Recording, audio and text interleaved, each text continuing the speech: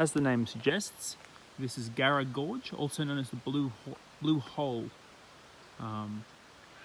There's ample parking, there are toilets, there are picnic facilities and barbecues that are free to use.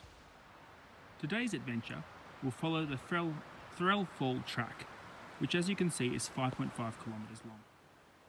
During the 1890s, the area where I am standing used to be a hydroelectric scheme. Now, the dam wall started here and traversed all the way across to about there. This is a picture of that said dam. Now this wall was made out of logs and rock and clay and gravel. And after a while, after the dam fell into disrepair, it was actually destroyed by floods. It kept on washing the timbers away. After the water passed the dam, it would flow into this area here. As you can see, there's a weir. Now the weir would redirect the water into a flume system, which follows along here. It's all overgrown here. Into here, to these things. Now, as it flowed along past through the flumes, it would then be redirected into an aqueduct system. Now the Threlfall walk that we're on actually passes through the flumes at one point in time. And as you can see, they're in remarkable good shape for something that's been left to the elements for the better part of 120 years. Earlier on, I talked about how the concrete flume flowed into a wooden aqueduct system, which flows on another 2 kilometres down that way. And we'll see where it goes. But here is a picture of what that wooden aqueduct actually looked like. Here's the picture just here. For those of you that don't know me, I am a mad keen fisherman and I go fishing as much as I can. Now, I've never fished in this national park, but I have fished further upstream in the Garra River here. I happen to know it contains redfin, long-finned eels and short-finned eels, carp and trout.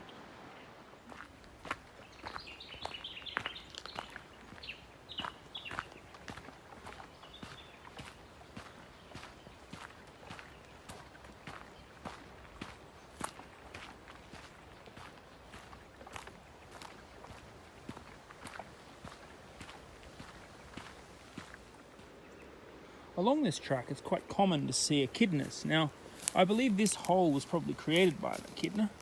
What they do is they dig down and they try and they get their tongue and they reach into these holes here to get the ants. They have a really long, sticky tongue, like most anteaters. I'll have to keep my eyes peeled. All along this trek, there's also these little side paths that lead off. Now, I don't know what the legalities are about bushwhacking in a national park, but often these paths lead to really rather exquisite swimming holes. Now, whilst I said that this place is good for fishing, it's also very much good for, oh, watch your step, good for places to swim. If you were to come here for a swim, you should always practice caution. Now, just jumping into the water whilst quite clear, sometimes there are sticks and other logs and things that are submerged under the water, so you should always be careful not to jump on something like that. Also, there are some rather dramatic falls. As you can see here, down here is a fairly large drop from this water. So, always practice caution whilst swimming here. This gorge is also great for rock climbing and rock hopping. There's some absolutely extraordinary places to walk down through here and down into this area. But always practice caution because the rocks can get slippery and it's a bad place to fall because there's no reception. Now the aqueduct system flowed through here, through that gap there, and it flowed around, I believe, along here. And then eventually it flowed down the hill here. You can see the groove that goes down there. Now, eventually it went 140 meters down. Now, when it gets to the side of the cliff, it became almost vertical. When the water flowed into the pipe and flowed down, it went into a dynamo. This dynamo generated up to 1,000 horsepower of power. And the power went on to light not only the mines further down, but also a town called Hillgrove. It was the first town in New South Wales to receive electric lighting. We'll explore that town later. I've always loved Garrow Gorge. I just find it gorgeous. Here's a picture of the said dynamo that I was talking about earlier.